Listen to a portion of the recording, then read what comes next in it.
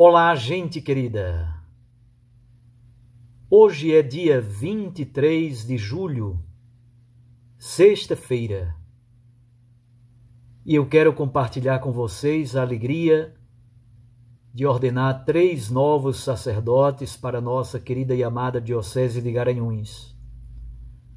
Na noite desse dia 23, serão ordenados na Catedral Diocesana Fernando Henrique, José Ferreira, o Tony e também Victor Matos, 3 diáconos que serão ordenados presbíteros.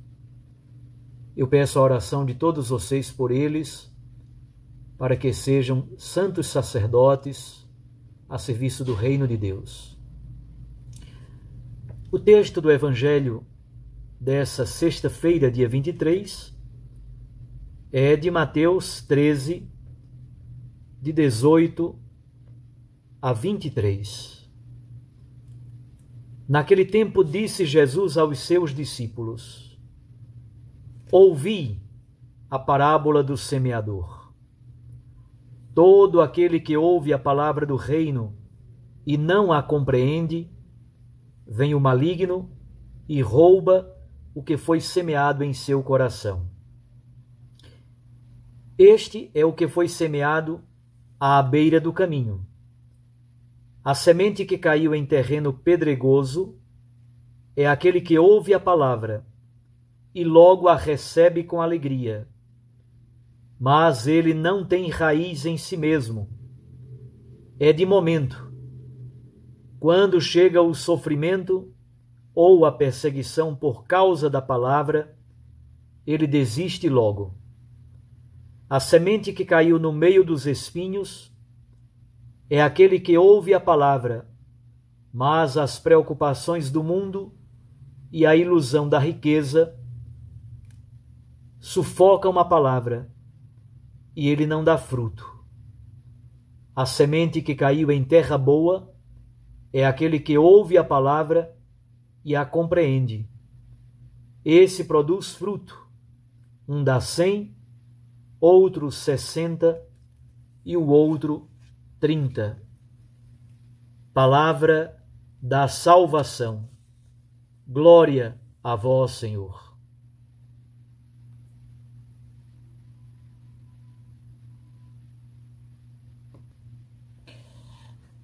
Minhas irmãs e meus irmãos, neste capítulo 13 do Evangelho de Mateus, ele nos conta 7 parábolas. Jesus nos conta 7 parábolas. 3 são do ambiente claramente da roça. A parábola do semeador, a parábola do joio e a parábola do grão de mostarda. A 4ª parábola provém do ambiente da casa, da família. É a parábola do fermento, que a mulher toma e mistura com a farinha todo dia para preparar o pão. 2 parábolas provêm do ambiente do comércio ou dos bens preciosos. A parábola do tesouro e a parábola da pérola preciosa. E, finalmente, a última parábola, a parábola da rede de pesca, provém do ambiente do mar. São histórias pedagógicas, edificantes, em estilo sapiencial, mas também as parábolas servem para o embate com aqueles que hermeticamente se fecham à mensagem de Jesus. Jesus fala em parábolas porque ele é um pedagogo sábio e por isso toma coisas simples da vida cotidiana e transforma em ensinamento do reino. Como venho dizendo, as parábolas ao mesmo tempo revelam algo do mistério do reino, mas também ocultam muito do mistério do reino para quem não tem fé, para quem não tem abertura para acolher o mistério do reino de Deus. Na verdade, é assim que funciona. Quem não tem o desejo de abrir-se, quem não tem o desejo de acolher, quem não tem o desejo de amar em última instância, isto é, quem não tem essa abertura à fé, não pode receber os dons, os mistérios do reino de Deus. A autossuficiência, na verdade, nos deixa completamente estéreis e por isso nós não conseguimos acolher e fazer frutificar os mistérios do reino de Deus. Jesus então conta a parábola do semeador no início do capítulo 13, versículos 1 a 9. Tivemos esse texto antes de ontem. Mas, ao mesmo tempo, nestes versículos 18 a 23, ele explica a parábola do semeador. Os estudiosos dizem que esta explicação alegórica diz muito mais respeito ao período em que a comunidade de Mateus recebeu, escreveu e acolheu esse evangelho. Portanto, o texto de hoje é uma espécie de leitura atualizante da parábola do semeador. A comunidade mateana explica a parábola do semeador exatamente para dar uma resposta à crise de fé, à crise de perseverança que estava sendo vivida pelas comunidades mateanas no ano 80 aproximadamente. Temos então breves explicações. Eu diria, logo para você compreender, há um crescendo. Percebam. Primeiro, a semente que caiu à beira do caminho. Ela nem chegou a germinar.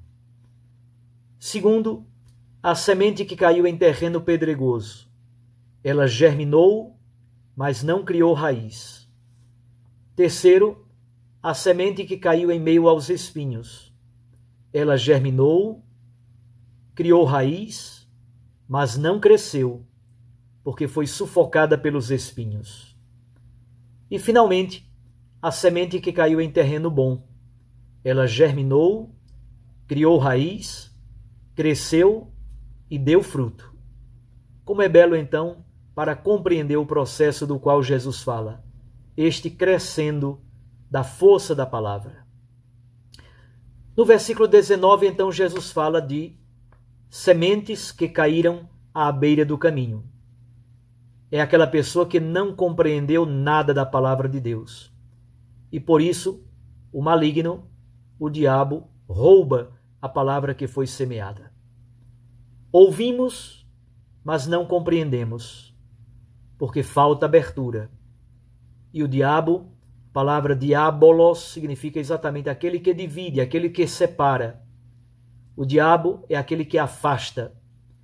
Pois bem, o diabo afasta o homem de Deus, afasta o homem da palavra de Deus. E por isso, como ele não compreende a palavra, faltou abertura para acolher a palavra nem conseguiu germinar, porque foi roubada à beira do caminho. Segundo, versículos 20 e 21. A semente que cai em terreno pedregoso é aquele que ouve a palavra, a recebe com alegria, mas não tem raiz, não tem profundidade, é de momento. Quando chega a perseguição ou o sofrimento, a pessoa logo desiste. Isto é alguém que ainda tem o coração petrificado pelo medo, pelas preocupações, pelo sofrimento, pela perseguição, e por isso a pessoa seca logo. A plantinha seca logo, não tem raiz. Acolhemos a pregação da palavra com alegria, mas as pressões do mundo, a preguiça, a falta de oração, as críticas, os sofrimentos, a inconstância, o vai e vem, somos como que palha ao vento. E por isso a palavra até germina, mas não cria raiz e não pode crescer, porque não tem profundidade, não aguenta o calor do dia. São Paulo diz que a tribulação gera paciência, gera força na provação. E a força na provação, a constância, gera esperança. Pois bem, esta pessoa, simbolizada pelo terreno pedregoso, não fez este processo da esperança. Exatamente porque o coração está petrificado pelo medo e por isso a plantinha seca logo porque não tem raiz. Versículo 22. A semente que caiu em meio aos espinhos. É a pessoa que ouve a palavra, mas as preocupações do mundo e a ilusão das riquezas sufocam a palavra. São pessoas que só pensam no trabalho, em ganhar dinheiro, nas muitas ocupações da vida, na correria, na falta de tempo, na perda de tempo com internet, com redes sociais, com aquilo que o Papa Francisco chama de mundanismo, as seduções várias que a vida nos oferece, o egoísmo, e a pessoa se torna tíbia, se torna morna. É muito importante que a gente volte a pedir, a orar pedindo a Deus a graça de um amor maior por Jesus Cristo, pelo seu reino, o reino de Deus, e não nos apegarmos aos falsos amores. A palavra aqui germinou, criou raiz, mas foi sufocada, porque nós criamos outros amores, falsos amores, seduções e mundanismos que destroem o poder da semente da palavra em nós. Finalmente, no versículo 23, a palavra que caiu em bom terreno, a semente que caiu em bom terreno. É alguém que ouve a palavra, compreende a palavra germina, cria raiz, cresce e produz fruto. Isto é, retirar plenamente tudo aquilo que impede a semente de germinar. Retirar as pedras, retirar os espinhos, fazer com que a semente não caia à beira do caminho, mas caia no terreno bom, adubado, preparado para fazê-la germinar. A fé provém da escuta da palavra. É a esperança que faz a palavra crescer. E é o amor que faz a palavra frutificar. É uma graça muito grande permanecer na fidelidade. Querer aquilo que foi querido. Querer permanecer fiel a Deus. A palavra proclamada enfrenta muitas dificuldades para frutificar. A explicação desta parábola do semeador descreve exatamente o processo da semente da palavra de Deus em nós. Os 4 tipos de terreno, na verdade, são 4 níveis de escuta e de acolhimento da palavra de Deus. Devemos então nos perguntar e nesse dia orar sobre esse ponto. Quais são as maiores resistências pessoais, familiares, comunitárias, para que a palavra de Deus germine e frutifique em nós? Muitos, por exemplo, querem ter vida de oração, mas não reservam um horário, um tempo, um lugar, não têm disciplina. E por isso, a vida de oração nunca vai acontecer.